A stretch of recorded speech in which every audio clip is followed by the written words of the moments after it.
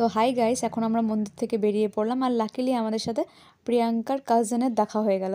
আর এই দিদিটা আমাদের সাথে আর কি মেলা ঘুরবে, কারণ মানে আমাদেরকে ইনস্ট্রাকশন দেবে যে এদিক দিয়ে যাও ওদিক দিয়ে যাও, কারণ যেদিক দিয়ে আমরা যাচ্ছিলাম রাস্তায় ওদিকেই বলছিল না না এদিকে হবে না ওদিকে হবে না। আর যাই হোক, প্রিয়াঙ্কার দিদি একজন লেডি কনস্টেবল। তো এখন দেখো আমরা মেলাতে ঢুকে গেলাম। ঢুকে যাওয়ার পরে আমার প্রচণ্ড খিদে পেয়েছিল, তো ফার্স্টে ভাপা পিঠা খেয়ে নিলাম। তারপর আমার খাওয়া দেখে ওরাও বললো চলো চলো খেয়ে নিই। তারপর একটা স্প্রিং রোল খেয়ে নিলাম আর সাথে একটু ভেলপুরি খেয়ে নিলাম। তো আমরা বেশি খাওয়া দাওয়া করিনি। তারপর আবার আমরা মেলা টেলায় কিছু কেনাকাটি করে বের হয়ে গেলাম।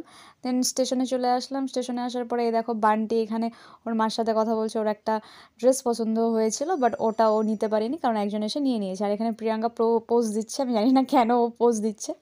তারপর আমরা ট্রেনে উঠে যাই আর এখানে বান্টি একা বসেছে এই সাইডে আর আমরা দুজন বসেছি। তারপর প্রিয়াঙ্কা চলে যায়, দেন আমাদের একই রাস্তা, দেন আমরা স্টেশনে আসি। আর স্টেশনটা দেখছি অনেক দিন পরে স্টেশনে, আর স্টেশনটা কত চেঞ্জ করে দিয়েছে, আবার বিয়েবাড়ির লাইটিংও দেয়। তো ভিডিওটা কেমন লাগলো, ভালো লাগলে অবশ্যই